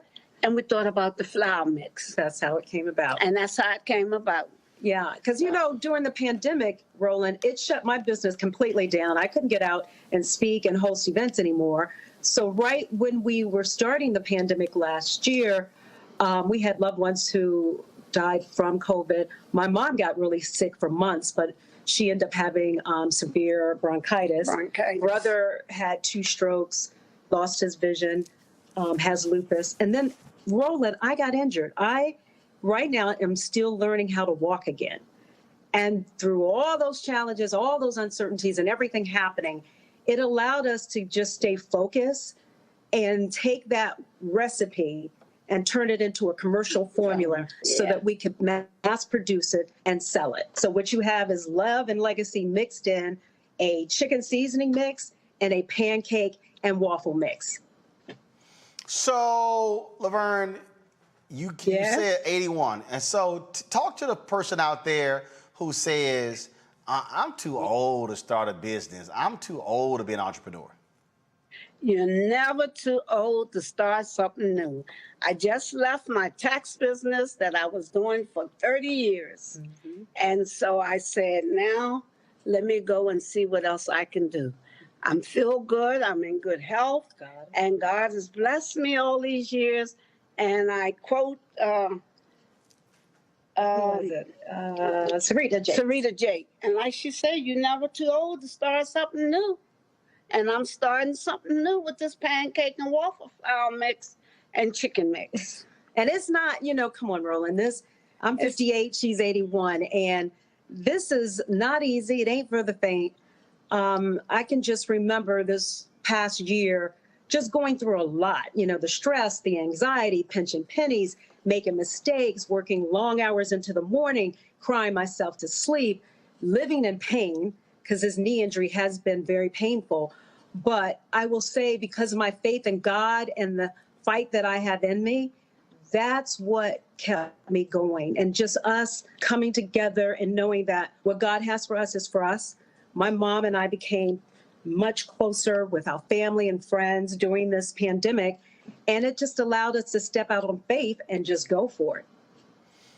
Well, absolutely. First of all, people are already asking, how can they purchase the chicken and waffle mix, the seasoning? Where can they get it? In stores, online?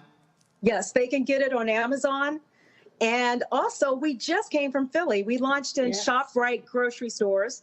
And I just want to give a shout out to Jeffrey Brown. He is the CEO of ShopRite, and he gave us our first opportunity to grace his shelves with our product. And, we've worked really hard, and no matter what you do, when you're starting a new business, you got to stay focused. You got to eliminate distractions. You got to commit, because most people don't realize that you cannot conquer what you're trying to do if you deviate, if you don't stay focused. You've got to stay committed so you can conquer whatever it is. And more importantly, you got to be relentless, perseverance, knock down doors, call people. I don't know how many times I called you and everybody else. Bugging the hell out of me. Yes, I did. But guess what? That's why we're here right now. You've got to keep it going. It's like consistency will get you there. Being relentless and perseverance will keep you there. But I think being humble and grateful will increase what's there. And so we are very humble, very excited, but we got a lot of work to do. And my mother was cooking. She was meeting and greeting. We were doing press. I mean, it was a lot for someone who's 81 years young, but she hung in there like a true champion. I'm so proud of her. But yeah, it's good. And we are very happy to have this Black-owned business. And I'm going to address what you said earlier. It's not just for frying. So you can use the seasoning to fry your chicken, meat, seafood, vegetables, and everything. But we use it every day because we use it to bake or roast or even grill chicken, meat, seafood, vegetables, however you want. All right. Let's see. Real quick, I'm going to do a question from one of my panelists. Let's see. Mustafa, Brianna, and Cleo. Which one of y'all actually cook? Which one cooks? Oh, there. Yeah. First of all, Cleo and Mustafa didn't even bother to raise their damn hand. I think Mustafa's just waving. So Brianna, you get the question for Laverne and Donna. Woo! I love cooking. I love eating even more. So within this, I guess my question would be, what would make this easier in the process of doing it versus using your grandma's already recipe, making your waffle mix? What makes this easier and quicker for you to use? Because it's pre-packaged, it's pre-mixed. So if you were doing chicken and waffles normally, that could take like an hour. But because the seasoning is pre-mixed, you're just putting the chicken in the seasoning and frying it, baking it, or grilling it. And then with the flour mix, that's already mixed, so you're just adding the liquids to it. So you're getting homemade food, but it's only taken a fraction of the time to make. Great. And did we get pricing on it? Yes. If you're shopping in ShopRite grocery stores, it's $9.99. If you're on Amazon, it's $12.59 because they're shipping it out to you. All right. Yes. All right. Well, we certainly appreciate it. Thanks a lot. Good luck with it. Move that product. Yeah, go ahead, Laverne, show it. Show it. And of course, and I forgot mine at the crib, but trust me, we got it. We'll show it. And so I appreciate both of y'all folks. Mama Laverne's chicken and waffles, seasoning, and baking mixes. Much love to you. All right, thanks a bunch. Y'all take care. Okay. All right, folks, that's what we do here. Again, supporting Black-owned businesses right here on Roland Martin Unfiltered. See, I mean, I told y'all, this is a full-service show. Everybody else ain't gonna do that. And so we certainly appreciate that. All right, y'all. So Mustafa and Cleo, I'm gonna deal with y'all too. Cleo, you ain't even attempt to raise your hand. So what? You don't cook nothing, Cleo? Well, I don't eat chicken. All right. Well, hell, first of all, you ain't. I can't. Hell, do you eat a waffle? On occasion, I'll have a waffle. Well, damn, it's chicken and waffles. You ain't got to eat them together, Cleo. I've never cooked a waffle, and I would be afraid of what it might come out like if I made it. I'm not that kind of cook, but I can work a microwave though. Well, so we need to get you the mix, because you can have a waffle maker that'll tell you what time to just open it, and then your waffle's done. So it could be really easy for you to start. I'll buy some burn stuff for my mama and my family. No. Look at Roland. I'm turning my back on your ass.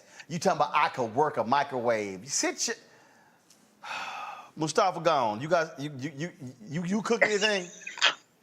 Well, I'm a vegetarian, but I do like waffles, so I'm definitely getting some. I'm definitely gonna cop that. Oh man, y'all are really killing me. Y'all are killing me with this here. Lord have mercy. He just sat here and said I could work a microwave, and then all right. All right, y'all. Are we ready for our HBCU Connect segment? Let's go.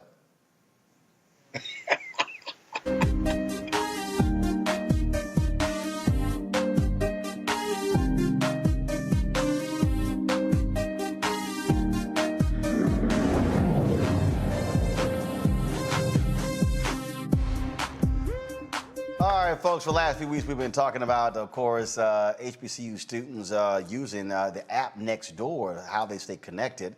Of course, Nextdoor's purpose is to deliver a kinder world where neighbors can rely on one another when they all feel welcome. This week, we're going to talk with some students from my home city, Texas Southern University, D'Angelo, Coulter, Bianca Elam, and Dexter Maryland. How y'all doing? Good. All right, glad to have y'all on the show. And so it's interesting. We were talking to some of the other schools, and we're talking about how students stay connected. Look, you got a lot of students at TSU who are actually from Houston, and so you got some students who stay on the campus, but many, of course, living on their own particular neighborhoods. Just give me some examples of how y'all been able to maximize the Nextdoor to communicate and help out each other. Yeah, so definitely one of the ways that I definitely can say that we kind of utilize Nextdoor for our student body is that one, of course, Houston is a very diverse city. And so with Texas University, even though we are a historically Black college university, we still embrace the different, diverse backgrounds that the students have. And so for certain students and support groups, we kind of, connect them with certain groups so that way they can feel more connected and kind of get more acclimated to the campus. So for our students, that are from, Muslim or Arabic background, truly connecting with certain focus groups, truly kind of help them and connect them to feel more acclimated to campus and things like that. I know for the newspaper with the Herald, I'm kind of trying to use the platform to kind of get information out about what's going on locally in our area. So I do plan on doing a piece on the Nextdoor app for one of our publications, just so students can be aware of what's around us, if they need any mental health groups, if they need anything, just for support. There's a lot going on in the world right now. So it would be beneficial for students to be utilizing this app just to kind of, like he said, kind of not also get acclimated, but just kind of know what's around you, because there's kids coming from, like he said, out of state who don't know about Houston. And, we want to make students feel as welcome as possible. Wow, that's pretty cool there. Obviously, you got a new school year And so have you seen folks, look, moving and I need this fixed or I need to get this here, and they're able to communicate and chat with each other next door. And obviously, because of COVID, you're not necessarily interfacing with people personally as you normally are. So has that also been a benefit? I think that's been a huge benefit using Nextdoor. I know for me, a lot of notifications to know what's going on, different fines in the community. I know one of the biggest things for me is the feature to get free things. A lot of us, we're struggling college students. We're trying to pay tuition, afford things on campus.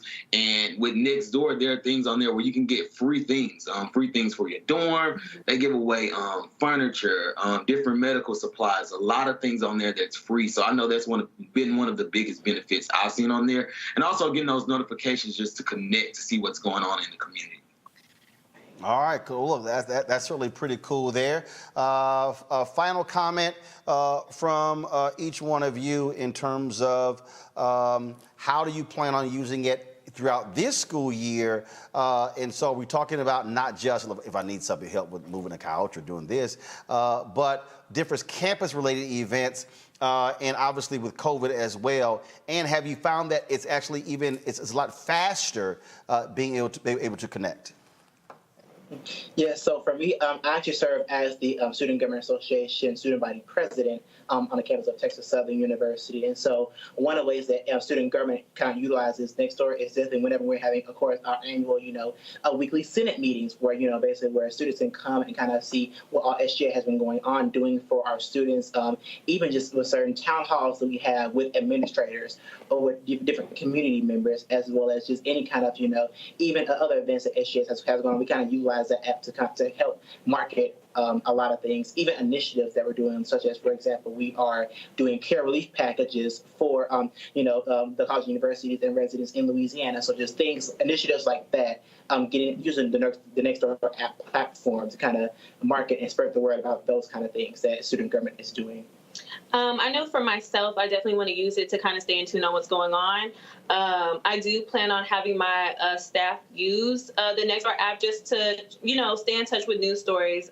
It is a way for people to also feel safe. I know we didn't really touch on that, but it can also be used for safety purposes. So we can also utilize this app in personal life, with TSU being in such a central area, it would be very beneficial for students to be utilizing this app for safety purposes, just so, if, like I said, like we mentioned earlier, if they are new, they definitely have an app that they can turn to and kind of be aware of what's around them. So absolutely, there's a lot of ways we can utilize this for the Herald. And yes, I emphasize on what both of my fellow peers said.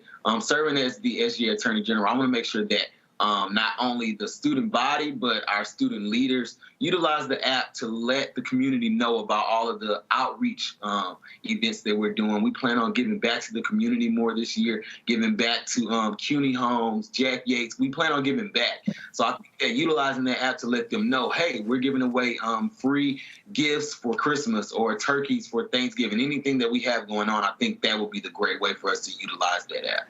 And that was rather wise of you to mention Jack Yates. Yes, that was rather wise of you to do so, considering that's my alma mater. All right, folks, we certainly appreciate y'all being on the show. Shout out to your fellow TSU Tigers. Thank you. Thank you so much for having us. Thank you. Thanks a lot. All y'all take care. All right, folks. And some other HBCU news. Many people were very surprised when Eddie George announced that he was going to take over as head football coach at Tennessee State University. And so this weekend, when we were in Atlanta for the MEX WAC Challenge, he was actually on ESPN. Well, I hit up President Dr. Glendon Glover and was like, yo, text Eddie to swing by, talk to us here at Roland Martin Unfiltered. And he did so before he flew back to campus for practices. Here's my conversation with the Heisman Trophy winner and former NFL great. Coach Eddie George. Yes, sir. Not the Heisman, not the Houston Oilers. I don't say Tennessee Titans. I'm H-Town, baby.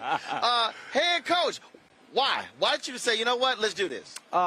Well, after not going into all the details and take you back to the beginning, we'll be here all day. after really doing a lot of soul searching, looking at the opportunity that was presented before me, wasn't searching for it, didn't think I would ever go into coaching. I had to really listen to say, okay, is this my next step, what God wants me to do? And it's a calling. Coaching is truly a calling because you are and you're responsible for the lives of 100 young men or so and the staff. And I took it on as a wonderful challenge. It's stretching me as a leader, stretches me as a husband. It stretches me to be the best person I can be every day. It keeps me accountable. So that's why. And the other reason is, when do we ever have an opportunity to be a head coach with no coaching experience at a prominent, historic university, HBCU? That's once in a lifetime, if ever that comes around. So to not take that opportunity seriously and look at it, do my due diligence and my homework, I would be on my deathbed kicking myself like, dang, what could have happened if I had done this? Right.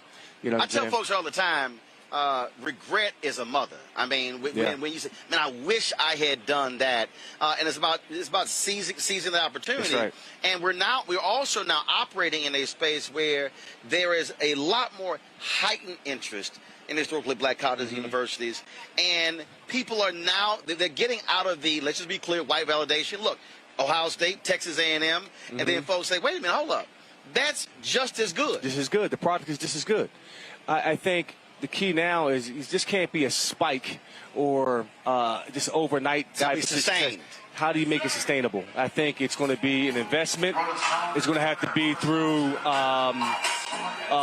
the right resources, building facilities, truly changing how we operate and do business as HBCUs. Investing in our maintenance in terms of our facilities. So all of that is going to be a huge difference in terms of making it sustainable and here to stay. You talked about it being a calling. Also, the fact that now for a lot of HBCU students, and you've had former NFL players coach before HBCU, but now it's also saying to these players, you can now come to an HBCU and elevate your game to go to the next level. Yeah, I mean, on our coaching staff, we have a wealth of guys that have coached and played in the NFL, coached and played on the collegiate level. I believe I can take a 5-star and still get them to that next level. And I'm going to develop that 2- or 3-star and get them to that next level. By the things of how we operate both on and off the football field, how we practice, how we prepare, how we move. So that's what I believe in. Well, I tell you what, I think because we're operating in a social media world with Dion at Jackson State, you at Tennessee State, Reggie Theus at Bethune-Cookman, I think it's also going to send a message to a lot of other guys. Hey, wait a minute. I'm trying to go back to my alma mater. I can actually have a greater impact by being able to align with HBCU. Yeah, I mean, given my experiences and things that I've done through building businesses and getting my master's in business, people that I've met throughout my career, I can now take those resources and help build out HBCUs and implement different strategies that I've been afforded to see be successful at other institutions, other businesses that I believe could be a culture changer for a lot of these other HBCUs. Well, look, I know you got a plane to catch. Yeah. Y'all got practice. You tell Dr. Glover, I did a commencement a couple of years ago. Yeah. And so I'm going to be a scholar in residence at FISK. Oh, nice. This fall. Yes. So I might swing on by. You know what? I won't fault you for making some poor decisions in your life. I noticed that you're an alpha, right? Oh, well, hold up. You didn't recognize that? You didn't see that? Yeah, that's a poor decision. It's about the purple and gold. What little youth group? Yeah. What little youth group you in? I'm the purple and gold. You know that. Well, y'all took one of our colors. Because we had it first. So always remember. We enhanced it. Always remember. I remember, Alpha's your daddy. The Omega is the end. Yeah. And remember, Jesus was an Alpha. Okay. My man. All right, baby. Good seeing you, bro. Good seeing you.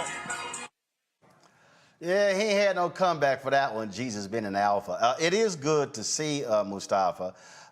You see, as we talked about that, the embracing of HBCUs by guys who did not attend HBCUs like Eddie George or even the Deion Sanders. Yeah, but we're coming back home to our universities. These universities were created for us to be able to show our excellence.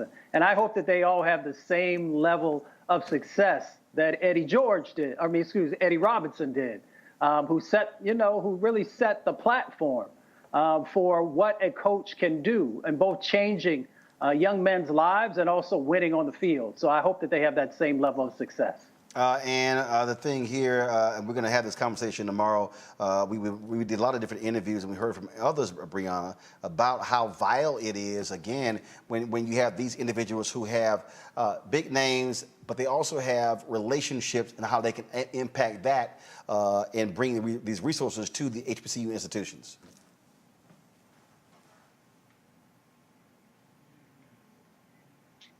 Sorry. Absolutely. I am as well not, I never went to HBCU, but I do find the importance of them. And your frat was birthed in my school. And as a Delta, I understand the bonds and what we can do as a community together to improve our community. So I wholeheartedly support it and hope that we get more people behind us to support it to better our communities. Cleo. Well, Roland, I think I'm somewhat topically out of the loop because I don't eat fried chicken. I don't agree with the analysis of the Democratic Party because I think we're dealing with black exhaustion and white apprehension, which is causing paralysis. So I'm out of the loop there. And I follow sports. And you don't cook. Right. So I'm sorry. I mean, we can talk about black behavioral science and how to resolve black paralysis and trauma problems, but when it comes to sports and fried chicken and talking about the Democratic Party being simply a problem of diverse perspectives getting in the way of them coming together, I think the black folks are exhausted and the white folks are apprehensive about losing power, and that's a core issue. So I'm sorry, I'm not in that topic lane with everything today. But I do support HBCUs. I was a consultant to a very famous HBCU to their faculty for 3 years. So they are important, but I don't know nothing about the sports stuff. You do know we seeing. Are you shaking? Are you going to turn your back on me? You do know we seeing notes telling you what the topic is. I mean, you could have Googled some shit, Cleo. Well, yeah. But I still don't know. Like you could you could have Googled some shit and read an article or two, Cleo. I did. But I still cannot talk in ways that are believable regarding the intricacies of sports and the importance of that guy's position. Well, in theory, it seems important because how he described it. I wasn't asking you to break down a cover two safety or a play.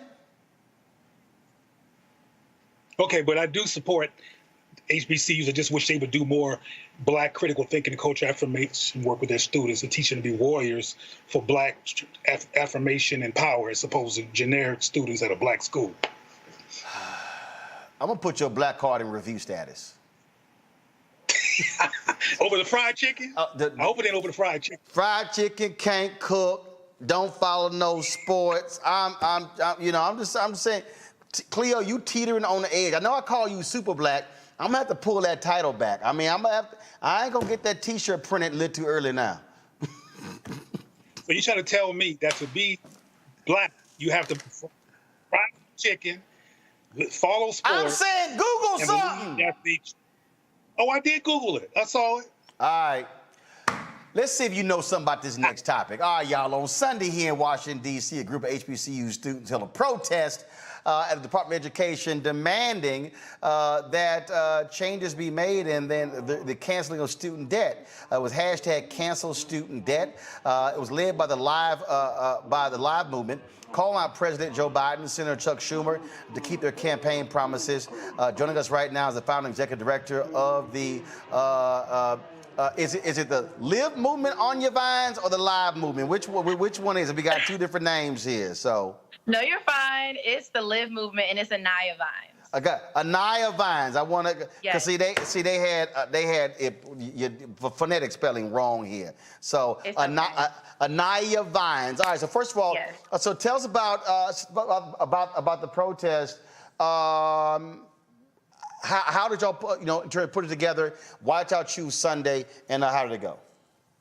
Yeah. So just a little background about my organization, the Live Movement, standing on the foundation that we must live for those who have died. So paying homage to those who came before us by making sure we continue on the fight in the streets. We fight for racial and educational equity, and we're an HBCU coalition. So this past Sunday, we had our second annual HBCU March the Generations, in which we started at Banneker Rec Center, right across the street from Howard University, where I am currently a senior, double majoring there, and we ended at the Department of Education. So we had to amplify the voices of HBCU students, which goes unnoticed so much. So making sure people understand how we need student loan debt canceled, how we need the American Families Plan passed, how we need our Secretary of Education, Miguel Cardona, to give a letter to the president recommending $50,000 immediately taken off for student loan debt. This is the demands that we were amplifying on Sunday. You've got, but you have, you've had Senator Elizabeth Warren pushing President Biden hard, saying he has the authority. You've had Speaker Nancy Pelosi come out and say, oh, well, this would be unfair for people of means. I make the argument that, look, rich folks have always gotten stuff for this country, but if you cancel student loan debt, it's going to benefit those in need more. Exactly. It's going to lessen the generational wealth gap. There are so many in this world, me along with my parents, along with my my grandparents, who are burdened with student loan debt. And that's going to help Black and brown people in this country. A majority of people who are able to pay their tuition out of pocket are white people because they have a better income. They have more consistent income just statistically in America. So canceling student loan debt is going to benefit people that look like me more than anything else. Questions from panel. I'll start with you, Brianna. Hi, thank you so much for coming on and doing this great work. And I'm so excited to see that the protests happened. I am focusing a lot on this, so I would love to get on the ground with you. I am actually working with my soror, Nicole Atkins, on a special project initiative surrounding this topic with the organization 1,000 Women Strong. Have you heard of it? I've heard about them. Okay, yes. It's an organization that's focused on centering Black women in the student loan crisis.